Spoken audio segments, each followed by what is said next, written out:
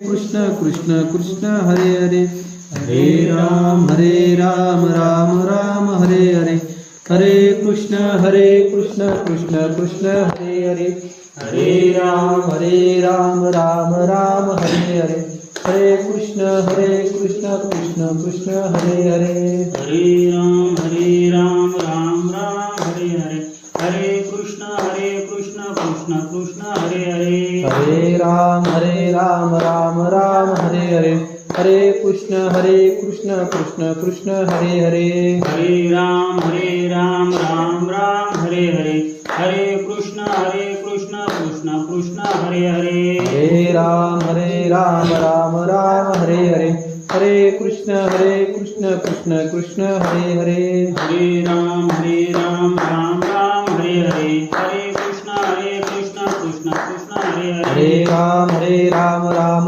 हरे हरे हरे कृष्ण कृष्ण कृष्ण हरे हरे हरे राम हरे हरे हरे कृष्ण कृष्ण कृष्ण हरे हरे हरे राम हरे हरे हरे कृष्ण कृष्ण कृष्ण हरे हरे पंढरीक वरदे हरे विठ्ठल श्री ज्ञानदेव तुकाराम पंढरीनाथ भगवान की जय माऊली ज्ञानेश्वर महाराज की जय जगद्गुरु तुकाराम महाराज की जय पार्वती पते हर हर महादेव श्री स्वामी समर्थ महाराज की जय अवधूत चिंतन श्री गुरुदेव श्री कटाकेश्वर भगवान की जय अंबिका माता की जय श्री सच्चिदानंद सद्गुरु ब्रह्मलीन लोणकर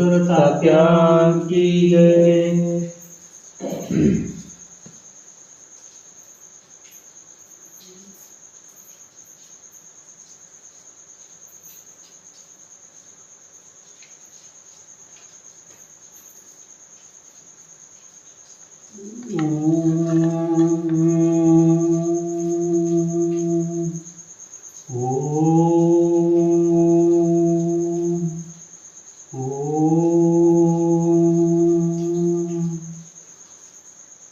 ब्रह्मानंदं परमसुखदं केवलं ज्ञानमूर्ति द्वन्द्वातीतं गगनसदृशं तत्त्वमस्यादिलक्षणम् एकं नित्यं विमलमचलं सर्वहि साक्षिभूतं भावातीतं त्रिगुणरहितं सद्गुरुतं नमामि।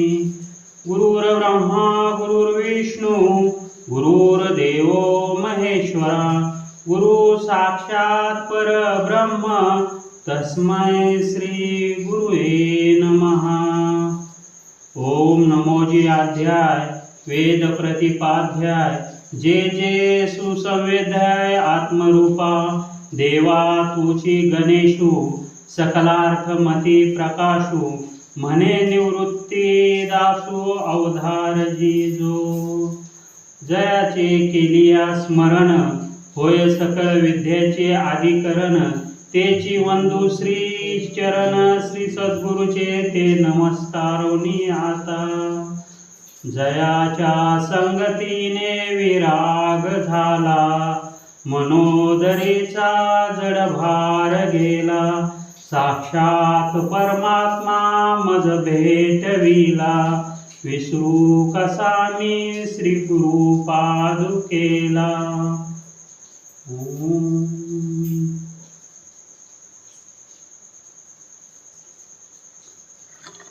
जप तप कर्म क्रियानेम धर्म सर्वा घटी राम भावशुद्ध न सोडी रे भाव टाकी रे संदेह रामकृष्ण टाहो नित्य पोडी जातवित गोत कुळशीळ मात भजे का त्वरित भावनायुक्त ज्ञानदेव ध्यानी रामकृष्ण मनी वैकुंठ भवानी घर केले। आपला चालू असलेला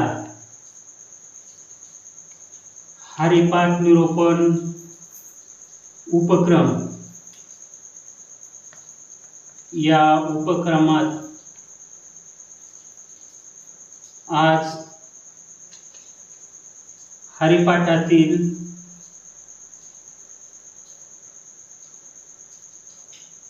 25व्या क्रमांकाचा अभंग, आज त्याच्यावर प्रवचन नाही पण थोडीशी निरूपण सेवा करण्यासाठी आज योग आलेला आहे. आपण चालू केलेला हरिपाठ निरूपण या उपक्रमाचं चालू ठेवण्यामागचा आपला उद्देश की हा आपल्याला आता सगळ्यात सोपं साधन म्हणजे हरिपाठ आहे. सगळ्यात सोपं साधन. बाकीचे ग्रंथ, मोठमोठे ग्रंथ आहेत, वेद आहेत, शास्त्र आहेत, त्याच्या आपल्याला म्हणजे वाचणं किंवा त्याचं पारायण करणं हे आपल्याला जमणारच नाही. तेवढा आता वेळ नाही माणसाकडे आणि बाकीच्या कामामुळं ते करता पण येत नाही. मग त्याच्यामुळे सगळ्यात सोपं साधन काय हरिपाठ आहे. पण तो हरिपाठ पण आपल्याला चांगला समजावा, त्याचा अर्थ कळावा म्हणून हे आपल्याला हरिपाठ निरूपणाचा आपण हा कार्यक्रम ठेवलेला आहे. तर आजचा हा अभंग आहे, जप तप कर्म क्रियानेम धर्म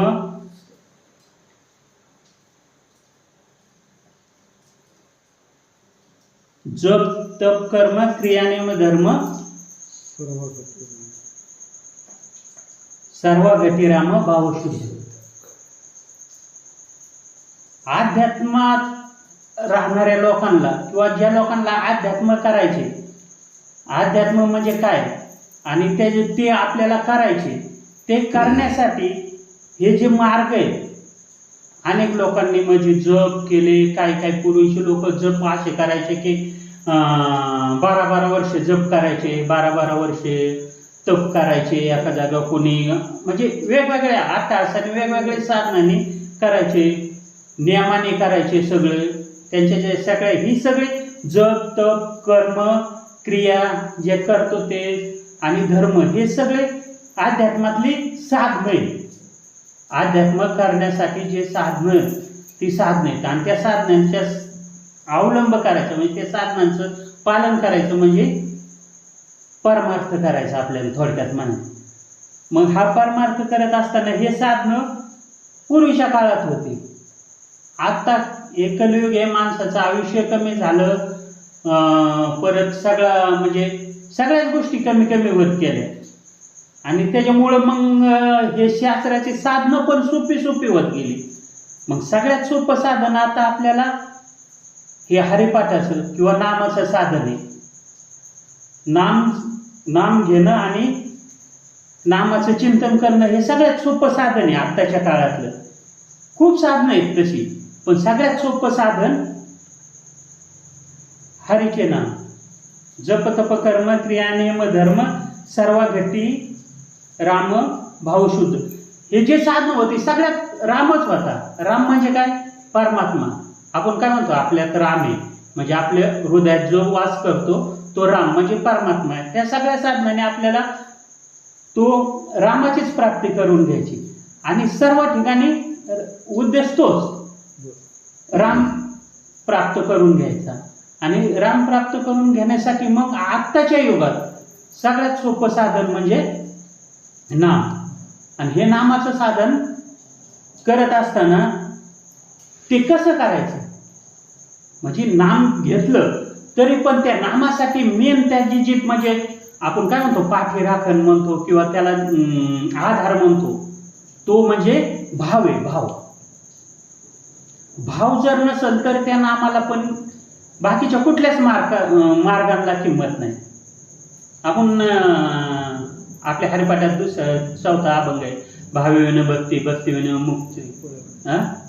म्हणजे सगळ्यात सुरुवातीच्या हरिपाठाच्या सुरुवातीला 3-4 क्रमांकाचा अभंग आहे भावे भक्ती भक्ती मुक्ती बळविनी शक्ती बोलू नये. जिथं भाव नाही ना तिथं परमात्म्याविषयी बोलायचंच नाही. आणि म्हणजे ते सांगताना काय सांगितलं, आपल्या अंगात जर ताकद असेल तर आपण लढाई करू शकतो. आज समजा काहीच नाही, एकदम हडकुळा माणूस आणि त्यांनी ठरवलं चला आपल्याला कुस्ती करायची, तू करू शकतो का? त्याच्यात ते बळच नाही.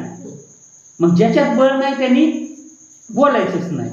मग ज्याच्यात ह्या परमात्मात तसं जिथं भाव नाही तिथं भावाशिवाय सगळं व्यर्थ आहे. इथं सांगितले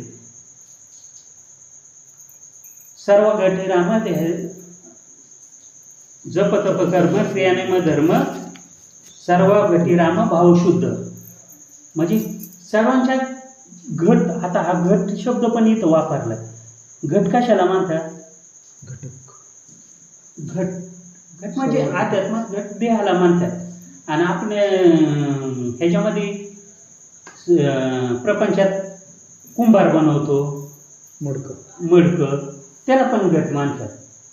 मग जो आता चिखल असतो त्या चिखलाला कुंभार आकार देतो, पाहिजे तर आकार देऊन पाहिजे तसा घट तयार केलेला असतो.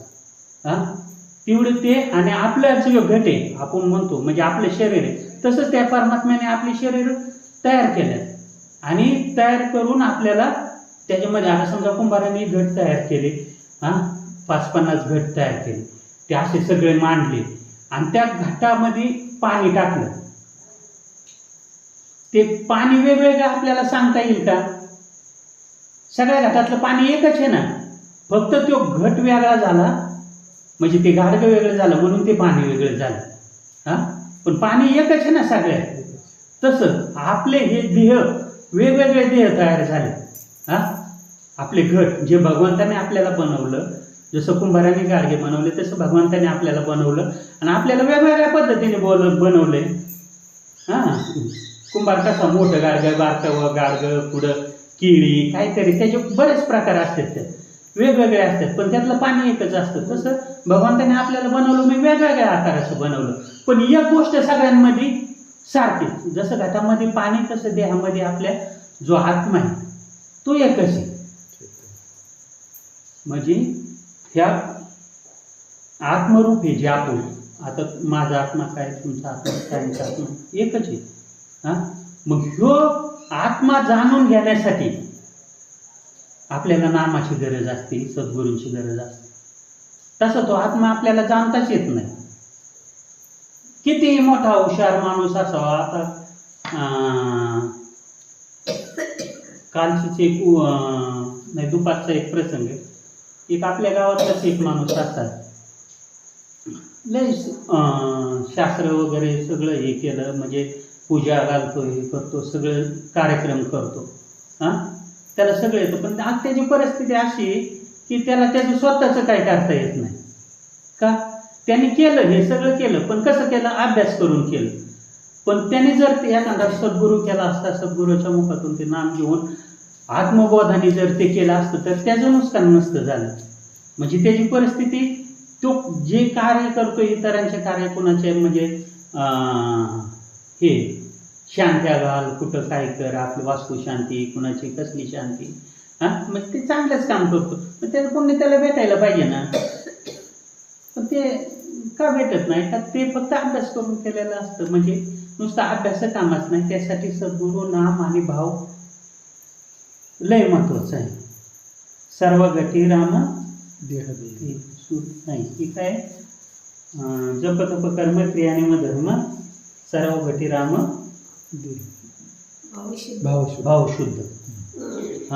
न सोडे रे भाव टाकी रे संदेह. म्हणजे आणि ह्या भावाविषयीच पुढे सांगितले. भाव किती महत्वाचा आहे? तो खूप महत्वाचा आहे. परमार्थामध्ये भाव असलाच पाहिजे. देवाविषयी ह्यांचं पण आहे, तुकडा महाराजांचं, मनी नाही भाव म्हणे देवा मला पाव, देव आशाने पावायचा नाही देव बाजारचा भाज्या. किती सोपं करून सांगितलं. म्हणजे भाव ते तसा पाहिजे. आणि हे परमार्थ करताना भाव कुठं पण कमी झाला नाही पाहिजे. भावात अजिबात कमी म्हणजे कमी असो शंका त्याच्याविषयी आलीच नाही पाहिजे. न सोडे रे भाव टाके रे संदेह. संदेह म्हणजे काय? शंका. मग माणूस आपण काय करतो, काय काय वेळेस असं करतो की देवावर मस्त भाव आहे, मस्त श्रद्धा आहे आपली, पण आपलं एखादं काम नाही झालं, जातो देवा पुढं, रोज नित्यनेमाने जातो, देवाच्या पाया पडतो, देवाचं सगळं करतो, पण आपलं एखादं काम नाही झालं की त्याच्या मनात मग देवाविषयी शंका तयार होते. हा? आणि मुळात ते इथं लागत नाही.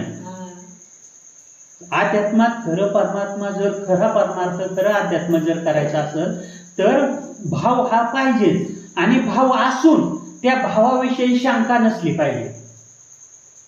आता मस्त नित्यनेमाने देवपूजा ही सगळी केली, पण आपल्याला त्याचं जर फळ भेटत नसेल तर माणूस शंका घेतो. पण त्यावेळेस माणूस हा विचार करत नाही की आपल्याला हे आता भेटलं नाही, याच्या पाठीमागं काय आपलं पूर्वजन्मीचं काही कर्म असेल ना. हा, समजा आपण जर समजा एखाद्या समजा सोसायटीतून कर्ज उचललं, हा, कर्ज उचललं, आपण रोज कर्ज भरपूर उचललं, समजा 4 लाखाचं कर्ज उचललं, आणि आपण 2-3 वर्ष ऊस घातला, कारखान्यातून कटिंग करून आणलं, ते भरलं, हा, सोसायटीत आपोआप कटिंग झाली. हा, आपण काय म्हणणार, अरे 3-4 वर्ष झालं माझा ऊस कटून जातोय, हा, मग माझं नील व्हायला पाहिजे, मला पैसे भेटायला पाहिजे, मला काहीतरी पैसे भेटायला पाहिजे ना. 3-4-5 वर्ष झालं माझा ऊस जातोय म्हणलं मला पैसे भेटायला पाहिजे. पण त्याने त्यासाठी काय केलं पाहिजे, आपल्याला पैसे का भेटत नाही ह्याचा विचार त्याने कशा पद्धतीने केला पाहिजे. त्याने ते सोसायटीत गेलं पाहिजे, आपलं कर्ज किती, पैसे आले किती ह्याचा हिशोब केला पाहिजे. हा, मग जर समजा तो मस्त म्हणतोय 3 वर्ष झालं मी पैसे म्हणजे ऊस घालवतोय, पैसे भेट, अरे पण त्या 3 वर्षात जेवढं तुझं पैसे जमा झालं त्यात तुझं जर ते 4 लाख रुपये फिटलंच नाही तर तुला कसं म्हणजे हे भेटन, पैसे भेटतात. हा, मग तसं जर आपलं पूर्वजन्मीचं जे कर्म आहे, हा, ते कर्म जर बाकी राहिलं तर आपण म्हणजे जोपर्यंत आपलं जे पूर्वजन्मीचं कर्म म्हणा किंवा जे वाट्याला आलेलं आहे म्हणजे पाप किंवा काय म्हणू शकतो, ते पूर्णपणे जोपर्यंत फिटत नाही तोपर्यंत तो परमेश्वर कसं काय येईल तुम्हाला नवीन हे देईल. हा, आणि मग ते ज्या पद्धतीने आपण ते तिथं गेलं पाहिजे तसं आपण ते पूर्ण पैसे फिटल्यानंतर आपल्याला ते परत आपोआप पैसे भेटणारच ना, आपल्या हातात येणार ना. तसं ते आपले मग आपण जी सेवा करतो नित्यनेमाने, ती सेवा करत असताना जे आपलं पूर्वकर्म आहे ते त्यात फिटत जातं, जी सेवा करतो त्यात फिटत जातं. पण आपल्याला हे माहिती आहे का की आपलं पहिलं किती कर्म बाकी, पहिलं किती कर्ज बाकी, आपल्याला नाही ना सांगता येत. हा, पण तो परमेश्वर कधीच कोणावर अन्याय करत नाही. ज्यावेळेस ज्याचं ते पहिलं सगळं कर्म किंवा पहिलं कर्ज फिटत त्यावेळेस तो आपोआप ते फळ, तुमच्या सेवेचं फळ किंवा आपल्या सेवेचं फळ आपल्याला 101% देणार. देव कधीच कोणाचं वाईट करत नाही, कधीच नाही. पण आपण काय झालं, थोडं जर आपलं काम नाही झालं तर लगेच मग देवाला दोष देतो, म्हणजे शंका घेतो देवावर. मग ह्यात इथं काय सांगितलंय, हे सगळं जप तप कर्म हे तर करायचंच सगळं. आता जप तप कर्म हे करताना शरीराला ह्याला कितीतरी म्हणजे हे होतं, म्हणजे वेदना होत्यात, त्रास होतो, कुणी असं बसलं ह्याला कितीतरी त्रास होतो. मग हा त्रास सहन करून मग 12 वर्ष तप करणारे माणसं ते का म्हणत आपण 12 वर्ष तप केले आतापर्यंत का देवाने आपल्याला काय नाही दिलं असं नाही म्हणत. ते कधी शंका घेत नाही म्हणून त्यांना ते फळ भेटतं. आणि आपण कसं 4-5 म्हणजे एखादं 4-5 वेळा गेलो देवाच्या नारळ बिरळ फोडले, कुठे काय वाहिलं देवाला नवस बोललो, हे केलं की लगेच आपण फळाची अपेक्षा करत बसतो. पण ते फळाची अपेक्षा आपल्याला फळ भेटत पण कधी आपलं जर सगळं नीट झाल्यानंतर. म्हणून त्या ह्याच्याविषयी न सोडलेले भाव, तो भाव आहे ना कधीच सोडायचा नाही देवावरचा. काही हो, किती त्रास हो, स्वतःला किती त्रास झाला तरी देवावरचा भाव कधीच डगमगवून द्यायचा नाही. जर देवावर भाव जर आपला म्हणजे ठाम असला ना, न सोडे भाव टाके रे संदेह आणि रामकृष्ण टाहो नित्य पुढे. मग हे शंका न घेता आपल्याला काय करायचे, रामकृष्ण टाहो म्हणजे आपण नाही का मोठ्याने वरडतो, आपण हे करतो देवापाशी जाऊन राम कृष्ण हरी जय जय राम कृष्ण हरी राम कृष्ण, म्हणजे रामकृष्ण नामाचा डाव हे पडायचं असतो, मोठ्याने बोलायचं असतं जर नाम हे देवाचं नाव रामकृष्ण टाओ नित्यपुरी. म्हणजे देवापाशी गेला ना देवाचं नाव मोठमोठ्याने, म्हणजे पार बिंबीच्या देठापासून घ्यायचं असतं. वर जर म्हणलं तर मग देवाचं आपण हाक मारतो एखाद्याला, जर बिंबीच्या देठापासून हाक मारली तर ती जाते, त्याला पोचते. पण जर नुसती वरच जर हाक मारली तर ते पण म्हणतो, जरी त्याला ऐकायला गेली काय नाही असेच बोलत असेल, हा म्हणजे लक्ष देत नाही. पण ज्यावेळेस कळवळ्याने बिंबीच्या देठापासून कळवळ्याने जर हाक मारली तर त्यावेळेस त्याचा 100% रिझल्ट भेटतो.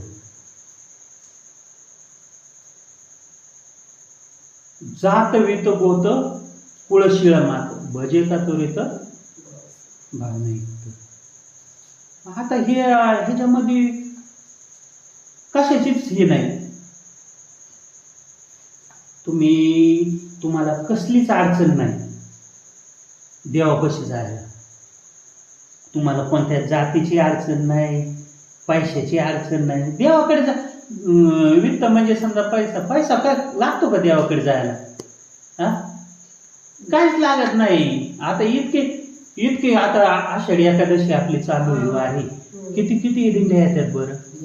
हा ते वाखाऱ्याच्या तिथं गेलं तर काय वेळेस मागे वाढला तर आपली दिंडी पुढे येते, मग आपल्या रथाचा झेंडा बघावा लागतो, किंवा रथाचं शिक हे कळस बघावा लागतो, त्याच्यावर आपली दिंडी ओळखते दिंडी. नाही तर इतक्या गर्दीत ती दिंडी ओळखायचं सुद्धा अवघड होतं. हा मग ह्याला काहीच लागत नाही, पैसा तर नाहीच लागत. जातीचं ह्याचं कशाचं काय नाही. पैसा आपल्या हे असायचं ना, आपल्या गावातलं मच्छिंद्र कांबळे काय करायचा, पताका घ्यायचा खाद्यावर एक पिशवी, निघला ज्यावेळेस वाटत त्यावेळेस निघायचा. पण ज्यावेळेस तो इथं आला ना असं बसायचं, इथला देवळाकडे आला बसला ना मग मी आपलं विचारायचो बसायचं, म्हणजे काय बदल काय झाला, म्हणजे ते हे करत होते. पण मग इतक्या दिवस फिरतात म्हणजे काय बदल झाला बा तुमच्यात, असे काय म्हणजे चर्चा करायचं. तो म्हणजे आता तो कसा होता आपल्याला सगळ्यांना माहिती, म्हणजे आपल्यातलाच होता तो. पण त्याचा इतका विश्वास की तो म्हणायचा काही असून दे बाकीचं, पण उपाशी मरत नाही. हा काही असून दे पण उपाशी मरत नाही. घरी इथं खायला भेटत नाही पण झेंडा गुतून गेलो ना उपाशी मरत नाही म्हणलं अजिबात. आणि मग म्हणलं कुणी पण असं 5-10 रुपये असं थोडस पुढे गेलं की रुपया 2 रुपये कुणी पण देत पैसे. म्हणलं मी एक फेरा मारून आलो ना 1 महिनाभरात, हा मला सगळं खर्च माझा तो खर्च भागवून ही होऊन राहायची विषयाची सोय होऊन 1000-2000 रुपये खिशात आणायचं तो चिल्लर. हा म्हणजे आपल्या समोरचं उदाहरण म्हणून सांगतोय, म्हणजे आपल्या डोळ्यासमोरचं आपल्या देखतचं, आणि त्याने त्याचे सांगितलेला अनुभव तो काहीच लागत नाही. म्हणला काय म्हणला इथं घरी मला तुकडा भेटत नाही पण झेंडा गुतून गेलो ना मला कशाचीच कमतर नाही. जेवायला लोक हाका मारून बसतात, जेवायला देतात, आणि जेवण असं असतं म्हणलं की आपल्याला घरी भेटत नाही असं, म्हणजे हा एकदम चांगलं उत्तम प्रकारचं जेवण देत्या. हात धुवायला ताट तिथं हातावर पाणी पण वरतात म्हणला, हा आणि पाया पडतात तर दक्षिणा देतात. मग ह्या सगळ्या गोष्टी ह्याच्यात होत्या. म्हणजे तिथं जातीचा काही प्रश्न नाही, पैशाचा प्रश्न नाही, हा कुळाचा काय तो कोणत्या कुळातला आहे तर बाकीचे प्रश्नच पडत नाही कुठले ह्या मार्गाने जर गेले तर. पण आता समाज आता लय विचित्र झालाय, म्हणजे ह्या मार्गाकडे आता आपण इतकं करतोय, आपले किती जण आहेत ह्या अडचणी काय येतात याचा पण विचार झाला पाहिजे. आता हे ना हे सगळं फक्त म्हणजे जे करतात ना आपण जे दिसतं सगळे म्हणजे माळकरी वगैरे बाकीचे आपल्यातले दिसतात, ते काय करतात फक्त म्हणजे ह्याच्यासाठी समाजात दिसायला. कधी देवळाकडे यायचं ना, पण गणबिन लावून एकदम मस्त हा. बरं, मनाने तसा भाव नाही ना त्यांचा तसा. हा, काम कशी पण करायची, काही पण काम करायचे, गण लावून गळ्यात पंचा टाकून करून काही पण त्या पंचाखाली काही काम करायचं, हे राहिलं नाही आता. त्याच्यामुळे समाज इतका म्हणजे आता हे जो फरक होते ना परमात्मा आणि मग त्यांचं हे कधी संपणार, त्यांचं कर्म संपू शकत नाही ना. हे अशा वागण्याने त्यांचं ते कर्ज ते वाढवितच राहतात. आणि कर्ज वाढीत राहिलं होते, फिटायचं काय, कधी फिटणार आहे तेव्हा. आणि मग म्हणायचं आलं मी इकडे गेलो, मी तिकडे केलं, मी हे केलं, मी ते केलं. काय राव, काहीच नसतं. काय खरंय देवाचं,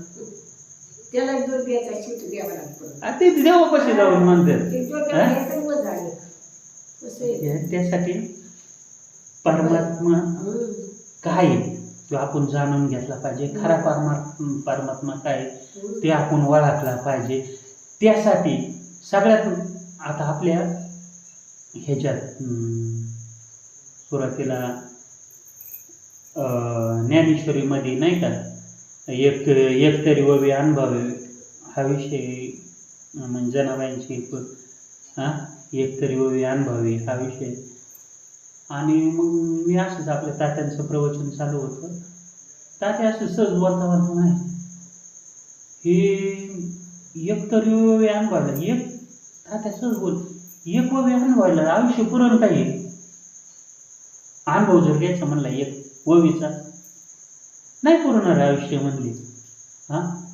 मग मी ऐकत होतो असंच म्हणले, आयुष्य पुरणार नाही. मग काय हो म्हणलं, कशाचा अभ्यास करावा, काय अभ्यास करून काय करायचं, म्हणजे ग्रंथ हे वाचून इथं तर असं सद्गुरू सांगतात की एक ववीचं म्हणजे हे होणार नाही, आपल्याला अर्थ लागणार नाही.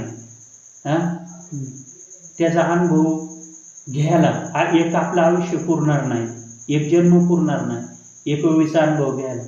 मग म्हणलं असं एक ववी जाऊन दे, एखादा शब्दाचा अनुभव. मग त्यावेळेस सगळे बसले होते. म्हणलं शब्द म्हणजे असं म्हणलं मी, एखाद्या शब्दाचा अनुभव. मग त्यावेळेस तिथं विषय जातो, मग शब्द कोणता, मग पाठवून मी म्हणून घेतो म्हणलं भावाचा. त्यावेळेस तात्यांनी पाठवून हात फिरवला होता माझ्या. मी म्हणलो होतो म्हणजे भाव शब्द जर घेतला तर त्यावेळेस तात्यांनी पाठीवर मारलेले असा हात फिरवलेला, म्हणजे अजून अनुभव तो हाताचा अनुभव अजून म्हणजे पाठीला असं शहारे आणून जातो. मग म्हणलं ते, आणि हे आपल्या ह्याच्यात हे सांगितले अख्ख्या अभंगात भावाला महत्व दिलेलं आहे. फक्त कोणता अभंग असू, देवापाशी जायचं म्हणलं ते भावानेच जावं लागतं. भक्तीने जरी गेला तर पण ती भक्ती भावपूर्ण भक्ती पाहिजे. भक्ती करतात सगळे, भक्ती करतात, पण त्या भक्तीमध्ये त्या भगवंताविषयी आतून कळवळा पाहिजे, भाव पाहिजे. आतून आपल्याला वाटलं पाहिजे की मनातून साक्षात तो जो परमात्मा आहे तो मनात उतरला पाहिजे. आपला तसा भाव तयार झाला पाहिजे, तेव्हा आपण त्या परमात्म्यापाशी पोहोचतो. म्हणजे भावाला इतकं महत्व आहे. आज ह्या अभंगावर म्हणजे बोलायचं मी काय म्हटलं की भाव शब्द आहे ना, तात्यांनी भाव शब्द म्हणल्यावर मग तात्या म्हणले अगदी बरोबर आहे, म्हणजे भाव पाहिजेच, भावाशिवाय काहीच नाही. मग तेव्हापासून भाऊ म्हणजे असं हे करताना पण आधी बघायचं आपलं काय चुकतंय, स्वतःचं काय चुकतंय हे बघायचं. कधी पण दुसऱ्याच्या चुका दाखवायच्या भानगडीत पडायचंच नाही. कोण काय करतोय, कोण नाही काय करतोय, आपण स्वतःचं बघायचं. आपण कसं आहे आधी, आपण त्या पद्धतीने आहे का, जसं आपल्याला ग्रंथात लिहिलंय कसं वागायचं, कसं बोलायचं, कसं चालायचं, काय खायचं, काय द्यायचं, काय घ्यायचं, हे सगळं म्हणजे शास्त्रात लिहिलेलं आहे ना. मग काही नाही करता आलं निदान त्या पद्धतीने आपल्याला जर वागता आलं तर एवढा जर विचार केला त्या पद्धतीने आपला भाव ठेवून तशा पद्धतीने वागलं तरी एक नंबरचा परमार्थ होतो. परमार्थाचं मेन काय म्हणतो आपण, त्याची चावी भाव आहे. परमार्थाची चावी मेन असते ना. म्हणजे मग आता किती मोठा हे असलं, आता समजा आपलं मंदिर आहे किती मोठं आहे असं, म्हणजे 3 कोटीचं आहे, पण ते कशा, त्याला चावी मेन आहे ना. चावी अख्ख्या जर दरवाजा लावला तर ते सुरक्षित राहणार ना अख्खं, पण उघडं जर राहिलं तर, म्हणजे तशी सगळ्यांचं राखण, त्या अख्ख्या मंदिराचं राखण कोण करतं, एक चावी करते. हा, मग तसा आपला अख्खा परमार्थाची चावी म्हणजे तो भाव आहे. पारमार्थिक भाव जो आहे ना, तो भाव आहे. मग तो भाव आपण त्या पद्धतीने जपला पाहिजे. त्या भावात राहून भक्ती परमार्थ केला पाहिजे, तर आपला परमार्थ कुठंतरी फळाला येईल. जात वित बोत कुळश्रमात भजे का त्वरित भावना युक्त. मग हे बाकीच्या गोष्टीकडे आता लक्षच नाही दिलं पाहिजे. लगेच त्याचं म्हणजे आपण हे करायला गेलो, आध्यात्मिक काही पण परमार्थ कुठल्या पद्धतीने करायला गेलो, बाकीच्या गोष्टीकडे लक्ष न देता काय कोणत्याच गोष्टीकडे त्वरित भावना युक्त, म्हणजे भाव आपला तयार झाला हा, की आपले जातवेत गोत कुळश्रमात भजे का त्वरित, म्हणजे भाव तयार झाले की आपला आपोआप चिंतन चालू होतं ना आतमध्ये. भजन म्हणतो आपण, ते भजन म्हणजे टाळका ते भजन नाही, आपलं जे भजन आहे आपलं ते भजन त्वरित चालू होतं, आपोआप चालू होतं. त्यासाठी काही करायची गरज नाही, काय नाही. हा, जातवेत गोत कुळश्रमात भजे का त्वरित भावनायुक्त ज्ञान देव ध्यानी रामकृष्ण म्हणे. हे क्रिया सगळ्या आपोआप होत्यात. हा, या अभंगात हे जे क्रिया आहेत ना सगळ्या आपोआप होत्यात, त्याला कशाचीच गरज लागत नाही. हा, जर भाव तुमचा असेल मेन, तर सगळ्या म्हणजे मनात ती असतं, ध्यानात ते असतंच, आपोआप ते येतं. आणि मग असा माणूस, आता आपण वैकुंठ बघितलंय का नाही, पण वैकुंठ एक कुठली तरी चांगली गोष्ट असेल, हे तर आपण म्हणतो ना, जिथं देव राहतात ती गोष्ट किंवा ते ठिकाण चांगलं आहे, बरोबर ना. मग जिथं देव राहतात ते ठिकाण चांगलंच असणार, म्हणजे याचा अर्थ वैकुंठ हे देव राहतो म्हणजे वैकुंठ हे चांगले. हा, मग आपण हे जर सगळं केलं भावाने भावनायुक्त होऊन त्वरित हे जर सगळं केलं अध्यात्म ह्या पद्धतीने केला, तर आपण त्या वैकुंठ भुवनी ज्ञानदेव घर करतो. म्हणजे घर करतो म्हणजे काय करतो, वैकुंठाच्या ठिकाणी आपण वास्तव्य करतो. म्हणजे वैकुंठाच्या ठिकाणी वास्तव्य करतो म्हणजे कुठं, जिथं तो परमात्मा आहे त्याच्या पायापाशी आपण जातो. मग आपण किती कोणता माणूस घ्या, देवापाशी जाऊन काय मागतो, देवा मला सुखी ठेव. हा, आणि मग हे जर ह्या मार्गाने, ह्या परमार्थाच्या मार्गाने जर गेलं तिथं, तर आपल्याला तिथं काय सुखच आहे ना सगळं देवापाशी. आणि त्या देवाच्या तिथं जाऊन म्हणजे शेवटच्या चरणात काय सांगतात माऊली, ज्ञानदेव ध्यानी रामकृष्ण म्हणी वैकुंठ भुवनी घर केलं. मग तिथं आपल्याला घर तयार होतं. आपल्याला घर बांधायचं म्हणजे सोपं आहे का, आता घर बांधता येत नाही, पण तिथं घर तयार होतं, वैकुंठात आपलं वास्तव्य तयार होतं. म्हणजे वैकुंठ म्हणजे आनंद, तिथं दुःखाचं काही कारणच नाही. आपण देवाला सुख मानतो, सुख म्हणजे काय, आनंद. हा, मग त्या तिथं पूर्ण वैकुंठात सगळा आनंद आनंदच आहे. मग जर आपण घर करून राहिलो, तिथला रहिवासी झालो आपण, हा, तर तिथं दुःखच नाही म्हणल्यावर तिथं आपण आनंदच आहे ना सगळं. हा, मग तिथं वैकुंठात राहिलो तर तिथं तो आनंद आपल्याला प्राप्त होईल. ह्याच्यातून सांगायचं, अध्यात्मातून सांगायचं, तर आपण जर हे नाम घेतलंय, त्या नामाचं चिंतन करून त्या साधनाने, आता ही वरची साधनं जप तप कर्म क्रियामध्ये ही वरची मोठी साधनं आहे, पण त्या नामाचा जप करून ही ती अवस्था आपल्याला प्राप्त करून घेऊन आपण त्या ठिकाणी जर पोहोचलो तर आपलं आयुष्य आनंदी होईल. हा, मग आता हा हरिपाठातला 25 नंबरचा अभंग आहे. माऊलींनी हरिपाठ लिहिलाय.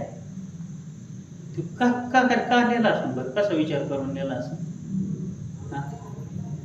सगळं अख्खं जेवढं म्हणजे हे आहे ना, काय बाड म्हणतो, म्हणजे सगळे ग्रंथ ते सगळं सायशास्त्र 18 पुराण काय ते सगळं जेवढं बाड म्हणतो ना, ते सगळं फक्त ह्या हरिपाठात त्यांनी एकत्र केलेलं आहे.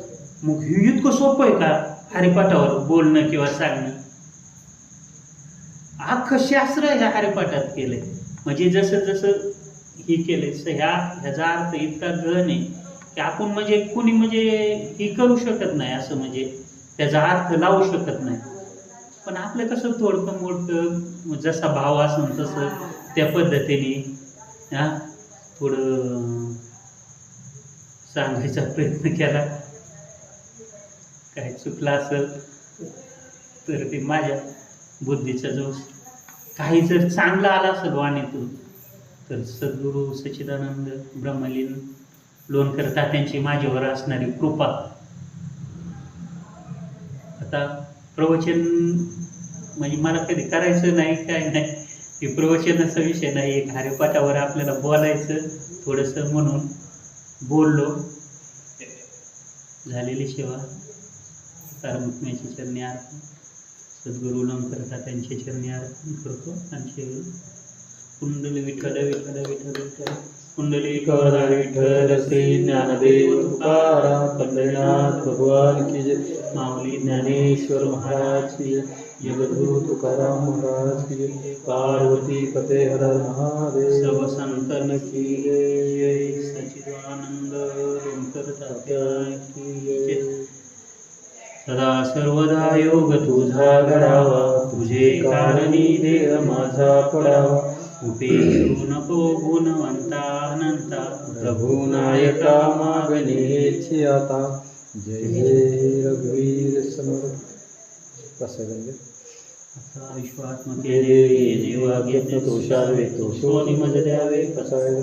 जे विक्रांची व्यंकटी सांडो, तया सत्कर्मी रती वाढो. भूता परस्परे पडो मैत्र जीवन, दुरितांचे ती निर्गावो. विश्व सुधर्म सूर्य पावो, देवांचे तो ते लावो. प्राणीदात वर्ष सकळ मंगळे, ईश्वरनिष्ठांची मांदी आळी. अनवर्त भूमंडळी विटतया चला कल्पतरूंचे आरव. चेतना चिंतामणीचे गाव, बोलते जे अर्णव पियुष. चंद्रमेजे अलांछन, मार्तंड जेता पैन. ते सर्वै सदा सज्जन स्वरे, किंबहुना सर्व सुखी. पूर्ण होणे ती लोकी, भजलो आदि पुरकी. अखंडित आणि ग्रंथोपजीवे, विशेषी लोकी. विजय हे तमने श्री विश्वेश्वरा होईल राम कसा.